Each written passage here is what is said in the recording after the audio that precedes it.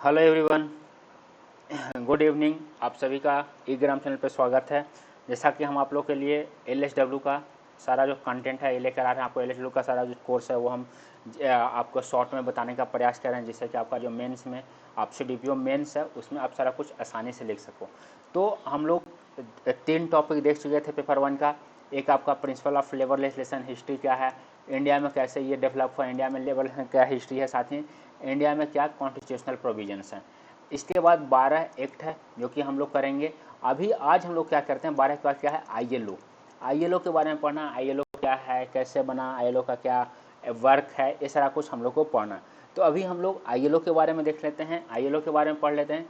ILO का पढ़ने के बाद हम लोग क्या सारे एक्ट के बारे में पढ़ेंगे और सारे एक्ट को ख़त्म करेंगे, ठीक है ना। तो हम लोग स्टार्ट करते हैं इंटरनेशनल लेबर ऑर्गेनाइजेशन। अगर हम इंटरनेशनल का स्टार्ट करते हैं तो इसका सबसे पहले जो है हम इसका आईएलओ का क्या संविधान है, किस लिए बना है। तो आईएलओ के संविधान में जो सबसे पहले जो स्टार्टिंग लाइन है वो यही है, the failure of any nation to adopt human condition of labour is an obstacle in the way of other nation which desire to improve the condition in their own countries. इसका मतलब क्या हुआ कि किसी भी राष्ट्र के द्वारा श्रम की मानवीय अपनाने में अगर विफलता होता है तो उससे दूसरे राष्ट्र पर भी असर पड़ेगा, और जो अपने यहाँ सुधार करना चाहते हैं कैसे भी इसका असर पड़ेगा। जैसे देखो, सपोज करो एक कंट्री है एक्स और एक कंट्री है वाई, ओके, 2 कंट्री हो गया। अब मान लो एक्स जो कंट्री है ये लेबर लॉ को इम्प्लीमेंट नहीं कर पाया, ठीक है ना, ये फेल हो गया, फेलुअर हो गया। तो अब यहाँ पे लेबर लॉ इम्प्लीमेंट नहीं है, यानी कि यहाँ पे कंपनी के पास क्या है, ओपन हैंड है, वो जैसे मन वैसे काम कर सकते हैं सारा कुछ। अब एक देश में कंपनी को ओपन हैंड मिला हुआ है, वो अपने अनुसार काम कर रहे हैं, और एक जो देश है यहाँ पे लेबर लॉ लाया गया है और यहाँ पे बहुत सारा रेस्ट्रिक्शंस लगाया गया है, लेबर को अधिकार दिया गया है। तो कंपनी जो होगा वो यहाँ छोड़ के यहाँ आ जाएगा, सारा कंपनी यहाँ आने का प्रयास करेगा। तो जब ये देश अपने यहाँ से इन्वेस्टर्स को जाते हुए देखेगा तो ये भी उनको रोकने के लिए, उनको मनाने के लिए भी बहुत सारे लॉ जो है वो ख़त्म कर देगा। तो इसीलिए बोला गया है कि अगर कोई देश लेबर लॉ को सही से इम्प्लीमेंट नहीं कर पाता है तो वो क्या है, वो दूसरे देश के लिए हानिकारक है। ये आईएलओ का संविधान में यही मेन उद्देश्य लिखा हुआ है, और इसी के लिए आईएलओ का स्थापना हुआ कि पूरे दुनिया में एक तरह का कानून, एक तरह का कंडीशन स्टार्ट हो सके, ठीक है ना। ये जो इसका क्या, अगर हम आईएलओ का बात करें तो कॉन्स्टिट्यूशनल प्रिंसिपल क्या है, इसका यूनिवर्सल एंड लास्टिंग पीस। इसका अगर हम बात करते हैं तो क्या है, universal and lasting peace, only it is based on social justice, जो कि सामाजिक न्याय पर आधारित हो। आईएलओ क्या है, एक ऐसा सब, ये क्या है, ये अपना पहचान बनाया। जैसे आईएलओ के कारण ही, आईएलओ के मेहनत के कारण ही 8 आवर वर्किंग डे हुआ है, 8 घंटे का कार्य दिवस हुआ है, मातृत्व सुरक्षा, बाल श्रम कानून और भी नीति जो है जो कि कार्यस्थल पर सुरक्षा, शांतिपूर्ण औद्योगिक संबंध सबको बढ़ावा देता है, ये सारा कुछ इम्प्लीमेंट हो पाया है। ये सब किसी कारण, आईएलओ के कारण ही ये संभव हो पाया है, ठीक है ना। आईएलओ क्या है, एक संस्थागत ढांचा है, अंतर्राष्ट्रीय इंटरनेशनल इंस्टीट्यूशनल फ्रेमवर्क है, जो कि ये समाधान को संभव बनाता है और हर जगह पे कामकाज में सुधार के लिए समाधान ढूंढने का प्रयास है, कहाँ पे संभव है। किसी भी देश में परिषद सम्मान और एक से करवाई जवाब में किसी को पेश करने जोखिम नहीं उठा सकता था। आईएलओ का अगर हम उत्पत्ति का बात करें, कैसे आईएलओ का निर्माण हुआ है, तो आईएलओ का निर्माण 1919 में ट्रीटी ऑफ वर्साइलेस से हुआ है, ट्रीटी ऑफ वर्साइल से हुआ है, ठीक है ना। प्रथम विश्व युद्ध के बाद क्या हुआ, बहुत ज़्यादा सामाजिक सुधार की ज़रूरत था, उसका चिंता बढ़ रहा था।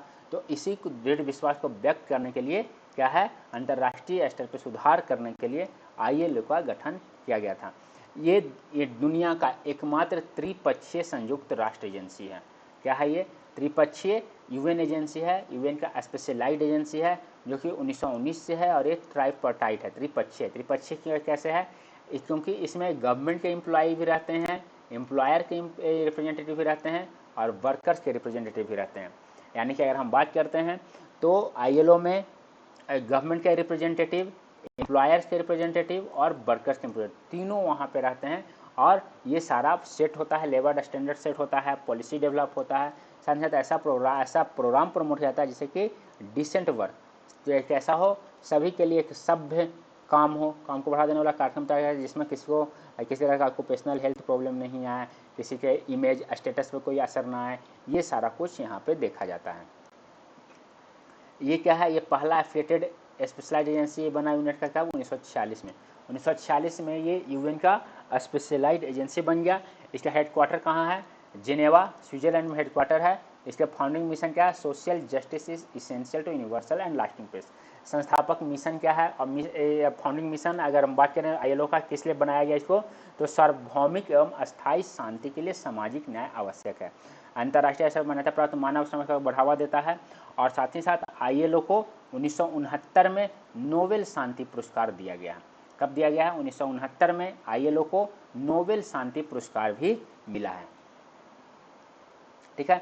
वर्ल्ड वार 2 के बाद क्या हुआ? इसमें बहुत सारा चेंजेज हुआ, आईएलओ में बहुत सारा चेंजेस किया गया और इसको ज़्यादा इफेक्टिव वे में बनाया गया। जब किससे? फिलाडेल्फिया की घोषणा। कहाँ पे? जैसे वर्ल्ड वार 1 के बाद क्या हुआ था? ट्रीटी ऑफ वर्साय, वर्साय की संधि। उसी तरह वर्ल्ड वार 2 के बाद आईएलओ के संगठन में थोड़ा सा चेंजेस लाया गया। इसमें लक्ष्य और संत गतिशील पुनर्कथन किया गया। कौन से? डिक्लेरेशन ऑफ फिलाडेल्फिया से। ठीक है ना। इसके बाद क्या हुआ? पोस्ट वार के बाद बहुत सारा नेशनल जो था इंडिपेंडेंट हुआ था, बहुत जगह पे कंपनीज लग रहे थे, इंडस्ट्रीज का इस्टेब्लिशमेंट हो रहा था।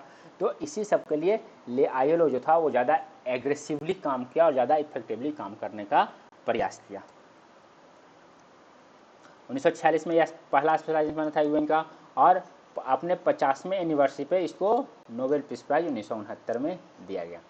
ये क्या है? पहला इंटरनेशनल लेबर कॉन्फ्रेंस कहाँ पर आयोजित हुआ था? वाशिंगटन में, अक्टूबर-नवंबर 1919 में। 1919 में पहला लेबर कॉन्फ्रेंस ऑर्गेनाइज किया गया था।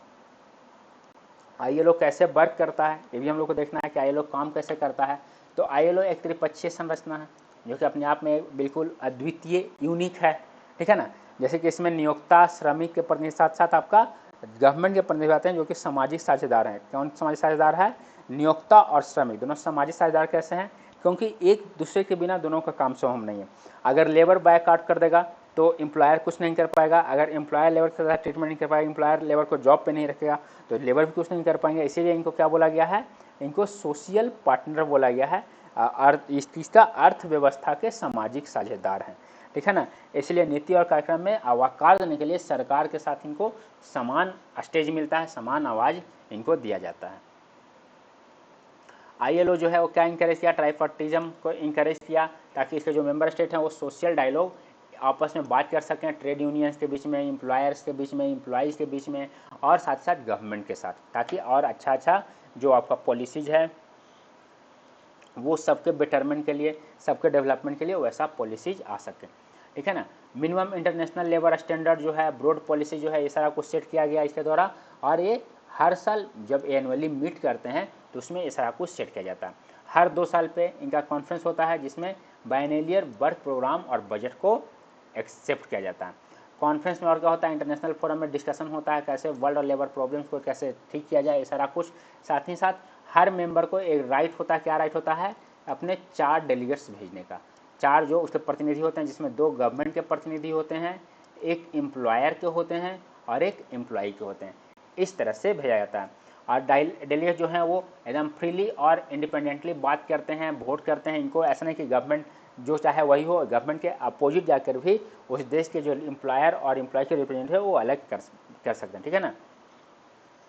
और इनका जो है गवर्निंग बॉडी कितने हैं? 28 गवर्नमेंट मेंबर, साथ में 14 वर्कर और 14 एम्प्लॉई मेंबर, यानी कि 14 कंट्री के रिप्रेजेंटेटिव, 14 कंट्री इसके गवर्निंग बॉडी में होते हैं, जिसमें टोटल कितने? 56 मेंबर्स होते हैं। 14 कंट्री के 56 मेंबर्स होते हैं। ठीक है। अगर ILO secretariat, operational headquarter, research centre सब के सब कहाँ है? इंटरनेशनल लेबर ऑफिस जिनेवा में। एडमिनिस्ट्रेटिव और मैनेजमेंट ये क्या है? डिसेंट्रलाइज्ड है, विकेंद्रीकृत है। और ये रीजनल एरिया और ब्रांच ऑफिस जो है वो 40 से अधिक देशों में है। ठीक है ना। गवर्निंग बॉडी और ऑफिस जो है वो ट्राइपार्टाइट कमेटी जो होते हैं मेजर इंडस्ट्री सबके, उनके द्वारा इनको हेल्प किया जाता है। साथ ही साथ इनको एक्सपर्ट कमिटीज भी गठन करते हैं जो कि इनको बताता है कैसा कैसा पॉलिसी होना चाहिए, सारा नियम कानून सब बताया जाता है। जैसे कि आपका वोकेशनल ट्रेनिंग हो गया, मैनेजमेंट डेवलपमेंट हो गया, ऑक्यूपेशनल सेफ्टी हो गया, हेल्थ हो गया, इंडस्ट्रियल रिलेशंस हो गया, वर्कर्स एजुकेशन हो गया, इन सब चीज़ों पे इनको दिया जाता है। ठीक है ना। रीजनल मीटिंग्स इनका होता है जो कि ये देखने के लिए कि जो रीजनल कंट्रीज जो हैं वो सही से काम कर रहा है या नहीं कर रहा, ये सारा देखने के लिए किया जाता है। ठीक है। आईएलओ करता क्या है? तो ILO mainly 4 principal strategic objective इनका क्या है? 4 प्रमुख रणनीतिक उद्देश्य है आईएलओ का। क्या क्या है? पहला, अगर हम पहला का बात करते हैं तो वो क्या है? कार्यस्थल पे मानक, मौलिक सिद्धांत और अधिकारों को बढ़ावा देना, उन्हें साकार करना, उन्हें रियलिटी में बदलना। साथ ही साथ और क्या है, महिला और पुरुष के लिए बेहतर रोजगार पाने का अधिक अवसर प्रदान करना, ताकि महिला और पुरुष को अधिक रोजगार मिले और बेहतर अवसर मिल सके। सभी के लिए सामाजिक सुरक्षा और प्रभावशीलता को बढ़ाना, त्रिपक्षीयता एवं सामाजिक संवाद को मजबूत करना। देखो, जब तक लोग बात नहीं करेगा आपस में, तब सारा अगर कुछ इशू हो रहा है तो ये क्या करता है, इनकरेज करता है कि सब लोग आपस में बात करके सारे इशू को सॉर्ट आउट करें। इन उद्देश्यों को कैसे पूरा करता है, तो आईएलओ अलग अलग तरीके से इन उद्देश्यों को पूरा करता है, जैसे कि बुनियादी मानकों को बढ़ावा देने का काम करना, में सुधार, रोजगार के अवसर बढ़ाने के लिए अंतर्राष्ट्रीय टर्म का निर्माण करता है, अंतर्राष्ट्रीय श्रम मानकों का निर्माण करता है, और इसका वो क्या करता है, सुपरवाइज भी करता है, ठीक है ना। इसके अलावा ये क्या है, बहुत सारा नीति लाया हुआ जिसमें कि देशों को मदद करता है, जैसे कि आपका सक्रिय साझेदारी हो, अंतर्राष्ट्रीय तकनीक में सहयोग, ये सब किया जाता है। और साथ साथ क्या करता है, ट्रेनिंग देता है, शिक्षा देता है, अनुसंधान करता है, प्रकाशन करता है, बहुत सारा बुक प्रकाशित करता है, रिपोर्ट्स प्रकाशित करता है, ये सारा कुछ आईएलओ के द्वारा किया जाता है। अगर हम पॉलिसीज एंड प्रोग्राम का बात करें आईएलओ का, तो डिक्लेरेशन ऑफ फिलाडेल्फिया 1944 में आईएलओ का कॉन्फ्रेंस हुआ था, कहाँ पे, फिलाडेल्फिया यूएसए में। और इनको में इसमें क्या डिसाइड किया गया कि labour is not a commodity, यानी कि श्रम कोई वस्तु नहीं है, आप श्रम को, लेबर को वस्तु की तरह ट्रीट नहीं कर सकते हो। दूसरा, freedom of speech and expression, क्या है, संघ की स्वतंत्रता निरंतर प्रगति के लिए आवश्यक है, बोला गया। इसके अलावा क्या बोला, कहीं भी गरीबी हर जगह की समृद्धि के लिए खतरा है, कहीं भी गरीबी जो है वो हर जगह के समृद्धि के लिए खतरा है, यानी कि गरीबी को खत्म करने का बात किया गया। फिर क्या बोला गया, जाति, पंथ या लिंग से परे सभी मनुष्यों को स्वतंत्रता और सम्मान, क्या, irrespective of race, creed, sex, क्या है, right to pursue both their material wellbeing and their spiritual development, ये सारा कुछ करने का अधिकार सबको है, सबको बराबर का अधिकार है। इसके अलावा क्या हुआ, declaration on fundamental principle and rights at work, कार्यस्थल पर मौलिक सिद्धांत और अधिकारों का घोषणा उनका किया गया 1998 में आईएलओ के द्वारा किया गया कि मौलिक सिद्धांत अधिकार का घोषणा कार्यस्थल पर क्या क्या होना चाहिए, जैसे कि श्रमिक और नियोक्ता के संघ, ट्रेड यूनियंस, लेबर यूनियंस की स्वतंत्रता, सामूहिक सौदेबाजी, मतलब कि लेबर यूनियन और ट्रेड यूनियन आपस में बात करके सामूहिक सौदेबाजी करके, जैसे मान लो कि लेबर यूनियन बोल रहा है हमारा पेमेंट 800 होना चाहिए, ट्रेड यूनियन बोल रहा है नहीं 500 होना चाहिए, तो हो सकता है इन लोगों के बीच में बात होकर 650 पे एग्रीमेंट हो जाती है। इसको क्या बोला जाता है, सामूहिक सौदेबाजी, कलेक्टिव इसको कलेक्टिव बार्गेनिंग बोला जाता है, ठीक है ना। ये सारा कुछ होगा। अधिकार के अधिकारों को सम्मान करना, बढ़ावा देना, सद्भावनापूर्ण साकार करने के लिए अंतर्राष्ट्रीय समुदाय के प्रतिबद्धता को ये बढ़ाता है। एक और क्या करता है, सदस्य राज्य को सभी प्रकार का जबरन या अनिवार्य श्रम है उसको कैसे खत्म करना चाहिए, बाल श्रम को कैसे खत्म करना है, भेदभाव को कैसे खत्म करना है, ये सब के लिए सबको हेल्प करता है, ठीक है ना। इसके अलावा ये और भी क्या जो होता है, सभी सदस्य राज्य का यह दायित्व होता है कि सभी मूलभूत सिद्धांत का सम्मान करें, चाहे वो उसको रेक्टिफाई किए हैं या नहीं किए हैं। अगर वो आईएलओ के मेंबर हैं तो जितना जो मूलभूत जो सिद्धांत है उसका सम्मान करना होगा और उसको फॉलो करना होगा। आईएलओ बहुत सारा कन्वेंशन है, रिकमेंडेशन है, इसका बहुत सारा सम्मेलन हुआ है, उसमें बहुत सारा सिफारिश किया है, जैसे यह अंतर्राष्ट्रीय सम्मेलन में अपने आप सिफारिशों को करता है और उसे राज्यों के द्वारा रेटिफाई करवाया जाता है, साथ साथ वहाँ पे कानून लाकर उनको बाध्यकारी बनाया जाता है। 1919 से ये अपने सारे मुद्दे को शामिल करते हुए ये अपनाया है, जैसे कुछ मानवाधिकार, कुछ बुनियादी मानवाधिकार है, जैसे आपका संघ की स्वतंत्रता हो गया, सामूहिक संगठित होना, सौदेबाजी करना, जबरन श्रम, बाल श्रम का उन्मूलन, रोजगार में भेदभाव, श्रम प्रशासन, औद्योगिक संबंध, रोजगार नीति, काम करने की स्थिति, ये सब चीज़ें शामिल है। इसके अलावा सामाजिक सुरक्षा, व्यावसायिक सुरक्षा, स्वास्थ्य, महिलाओं का रोजगार, प्रवासी श्रमिक और नाविकों जैसे विशेष श्रेणियों का रोजगार, इन सब सेक्टर में आईएलओ जो है वो इफेक्टिवली रिकमेंडेशंस किया है, पॉलिसीज बनाया है और स्टेट्स को उसको फॉलो करने के लिए बोला है। प्रत्येक सदस्य राज्य जो हैं उनको सारे कन्वेंशन के ऊपर क्या वो किए हैं, कैसे एक्शन लिए हैं, एडॉप्ट किए हैं, क्या उनका स्थिति है, सबके लिए रिपोर्ट भेजना होता है और ये सारे जो कन्वेंशन हैं इसको रेक्टिफाई करना होता है, इसको और भी ज़्यादा सदस्य देश जो हैं वो इसमें जुड़ते जा रहे हैं। इसमें क्या है, ये सुपरवाइजरी प्रोसीजर भी अपनाया है, ये क्या करता है, ये सुपरवाइज करता है, पर्यवेक्षी प्रक्रिया, ताकि सारा कुछ सही से इम्प्लीमेंट हो रहा है या नहीं हो रहा। अगर कुछ हम प्रमुख आईएलओ कन्वेंशन का बात करते हैं, कुछ प्रमुख आईएलओ सम्मेलन का बात करते हैं, तो पहला क्या है, और ये सब नंबरिंग से है, पहला नंबर 29 है फोर्स्ड लेबर कन्वेंशन, जबरन श्रम कन्वेंशन। इसमें क्या है, फोर्स्ड लेबर को किसी भी हालत में जबरन किसी से मजदूरी करवाना, जबरन काम करवाने पे रोक लगाया गया है। हाँ, कुछ अपवाद इसमें है। क्या अपवाद है, जैसे सैन्य सेवा। मान लो कि युद्ध के समय सैन्य सेवा के लिए बुलाया जाए तो आपको जाना होगा। उचित रूप से पर्यवेक्षित कोई अगर प्रॉपरली सुपरवाइज कन्विक्ट लेबर है, दोषी श्रमिक, युद्ध, आग, भूकंप, ये सब में आपको बुलाया जा सकता है, आप उसमें डिनाई नहीं कर सकते हो। अगला क्या है, नंबर 87, क्या है ये, संघ बनाने की स्वतंत्रता और संगठित होने का अधिकार, संरक्षण, अभी समय कन्वेंशन। क्या है ये, मतलब कि हमें ट्रेड यूनियंस का फॉर्मेशन, एसोसिएशन, ये सब का फॉर्मेशन का अधिकार मिला हुआ है। सभी श्रमिक और नियोक्ता को व्यापार संघ और श्रमिक संघ बनाने का पूरा अधिकार है, और सार्वजनिक प्रक्रियाओं का हस्तक्षेप करना ये सब में ज़्यादा जरूरी नहीं है। अगला क्या है, नंबर 98, संगठित होने का अधिकार और सामूहिक सौदेबाजी कन्वेंशन। ये लाया गया। इसमें संघ विरोधी भेदभाव के विरुद्ध सुरक्षा है, श्रमिक और नियोक्ता संगठनों को एक दूसरे के हस्तक्षेप में ज़्यादा नहीं जाना है, ज़्यादा कृत्य नहीं, विरुद्ध सुरक्षा समझौते को बढ़ावा देने के उपाय पर प्रावधान करता है। अगला क्या है, 100 नंबर, समान परिश्रमी कन्वेंशन, यानी कि महिला और पुरुष, आप जेंडर के आधार पर, रिलीजन के आधार पर आप पेमेंट में आपका डिस्क्रिमिनेशन नहीं कर सकते। इन द सेंस कि अगर कोई एक्स पोस्ट पे है तो एक्स पोस्ट पर अगर मेल है और अगर फीमेल है तो दोनों को सेम पेमेंट, अगर 500 मिलता है तो दोनों को 500 सेम पेमेंट दिया जाएगा।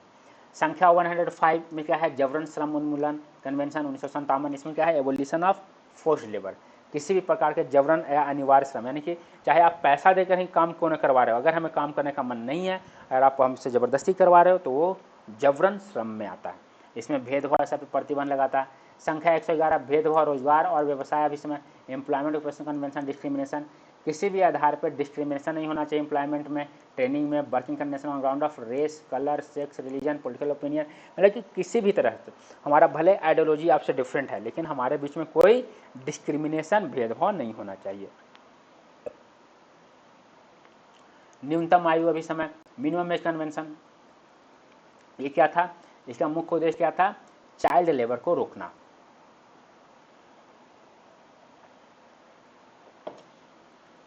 इसका मुख्य उद्देश्य चाइल्ड लेबर, बाल श्रम को उन्मूलन को रोकना और रोजगार में प्रवेश न्यूनतम आयु अनिवार्य करना ताकि लोग अपने स्कूली शिक्षा को पूरा कर सकें।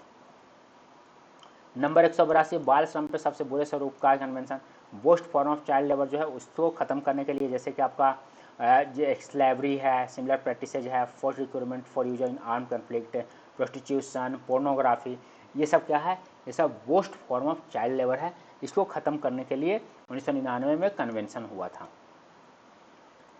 और इसके अलावा आईएलओ किस पे फोकस किए हुए है, चाइल्ड लेबर पर गंभीर रूप से फोकस किए हुए हैं। और इसके आईएलओ के अनुसार दुनिया भर में लगभग 250 मिलियन चाइल्ड लेबर हैं, लगभग 250 मिलियन बच्चे जो हैं वो शिक्षा, अच्छे स्वास्थ्य और स्वतंत्रता से वंचित रखा गया है और वो काम करने पे मजबूर हैं। इंडिविजुअल चिल्ड्रन जो हैं वो हाईएस्ट प्राइस पे करते हैं but country suffers as well. आज जैसे देखो एक चाइल्ड है, अगर ये चाइल्ड डेवलप होता है अच्छे से तो ये सोसाइटी को डेवलप करेगा, कंट्री को डेवलप करेगा। और वही चाइल्ड डेवलप नहीं हो पाता क्या होगा, ये कंट्री के लिए, सोसाइटी के लिए बर्डन बन जाएगा।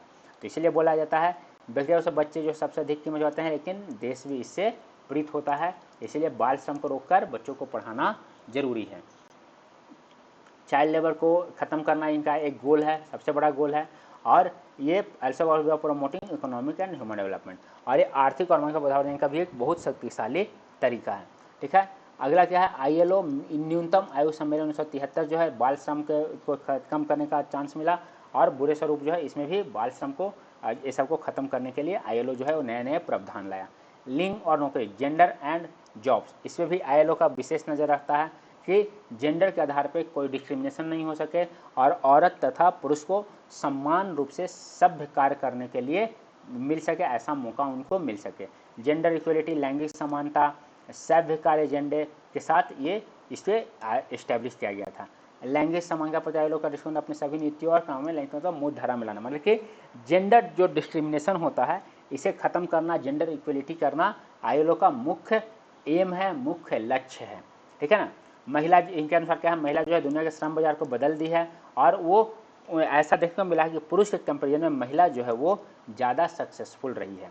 सभ्य रोजगार और आय, आईएलओ क्या है, रोजगार के उसमें शामिल है क्या कि आपका सभ्य होना चाहिए। डिसेंट एम्प्लॉयमेंट का मतलब कि ऐसा नहीं हो कि हम एम्प्लॉयमेंट कर रहे हैं, उसमें सेटिस्फेक्शन नहीं मिल रहा है, हम मजबूरी में कर रहे हैं और वहाँ पे कोई भी कंडीशन अच्छा नहीं है, लेबर मार्केट सही नहीं है, तो इसलिए ये ऐसा लाने का प्रयास किया गया। ठीक है, ये क्या है, एम्प्लॉयमेंट को बूस्ट करते हैं कैसे, स्मॉल इंटरप्राइज डेवलपमेंट, लघु उद्योग को बढ़ावा देकर एम्प्लॉयमेंट बूस्ट किया जा रहा है, महिलाओं को और अधिक बेहतर होने के पाने मदद किया जा रहा है इनके द्वारा। साथ ही क्या कर रहे हैं, implementing policy and programmes upgrading informal sector, informal sector activity जो उसको अपग्रेड किया जाए ताकि वहाँ पे ज़्यादा जॉब लोग कर सकें। ठीक है, इसके अलावा ILO का है, ये आपका सेंट्रली प्लान मार्केट सब में इकोनॉमी जो है with respect to employment, labour market और ह्यूमन रिसोर्स पॉलिसी यहाँ पे विशेष ध्यान देते हैं और उन पर काम करते हैं। जैसे कि आपका युवा, श्रमिक, विकलांग, प्रवासी, स्वदेशी, इन सब के कार्यों पे, इन सब को ज़्यादा बेटर में कर सकें, ज़्यादा अच्छे से कार्य कर सकें, इसके लिए ILO जो है वो काम करता है। ILO कुछ पब्लिकेशंस भी लाता है, ILO का कुछ पब्लिकेशंस भी है और ये मुख्य रूप से पुलिस निर्माता, काम की बदलती प्रकृति से अन्य लोगों के लिए ये सारे पब्लिकेशन जो है वो लाता है। एक किस पे पब्लिकेशन लाता है, रोजगार, सामाजिक सुरक्षा, व्यवसाय सुरक्षा, स्वास्थ्य, औद्योगिक संबंध, श्रम कानून, प्रशिक्षण, उद्यम विकास, इन सब चीज़ों पे इनका जो है वो प्रकाशन जो है पब्लिकेशंस लाया जाता है। इनका एक मेन इंपॉर्टेंट पब्लिकेशन कौन सा है, विश्व रोजगार रिपोर्ट, वर्ल्ड एम्प्लॉयमेंट रिपोर्ट जो है वो ILO के द्वारा लाया जाता है और इसमें सारा बताया जाता है कि कहाँ पे एम्प्लॉयमेंट का क्या कंडीशन है। दूसरा क्या है, इनका अभी 4th एडिशन किस पे आया है, व्यवसाय सुरक्षा और स्वास्थ्य, ILO का विश्व कोश जो है इसका 4था संस्करण आया है, जो कि आपका कैसे जहाँ पे हम काम कर रहे हैं वहाँ पे कैसे स्वस्थ रहें, वहाँ पे क्या सुरक्षा होना चाहिए, ये सब के बारे में डिटेल में यहाँ पे लिखा हुआ है। इसके अलावा अगर हम बात करते हैं तो ILO जो है और क्या लाता है, ये बहुत सारे स्टैटिस्टिकल, लीगल और बिब्लियोग्राफी लाता है, जिससे कि ज़्यादा बेटर में इंटरेक्ट कर सके और ज़्यादा अच्छे से पॉलिसी जो है वो बना सके।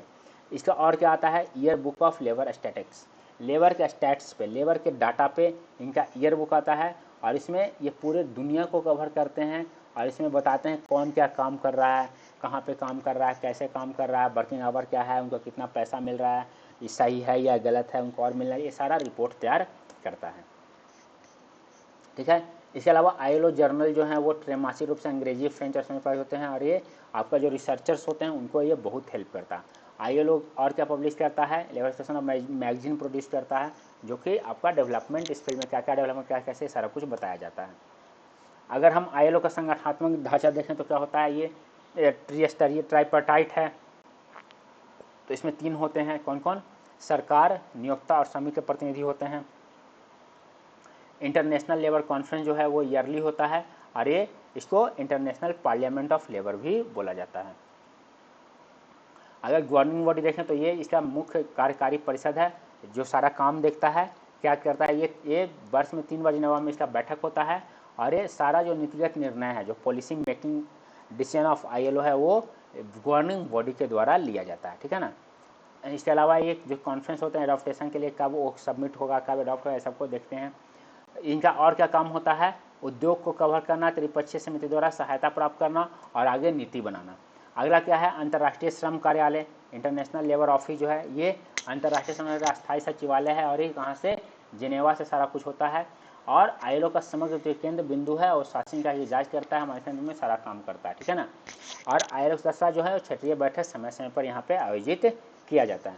तो ये था आपका ILO, इंटरनेशनल लेबर ऑर्गेनाइजेशन में हम लोग क्या देखें, ILO का कैसे ऑरिजिन हुआ, कैसे बना, ILO का इवोल्यूशन कैसे कैसे इस समय के साथ बदलता गया, ILO में कौन कौन से भाग लेते हैं पार्टिसिपेंट्स, ILO का ऑब्जेक्टिव, ठीक है ना, ILO का गोल्स, ये सारा कुछ हम लोग ILO के बारे में भी देखे हैं। अब जो है इस तरह से आपका ILO कंप्लीट हो गया। अगले टॉपिक में, अगले क्लास में हम लोग क्या करेंगे, अगले क्लास में हम लोग एक्ट जो है कम से कम 3 से 4 एक्ट को कंप्लीट कर लेंगे।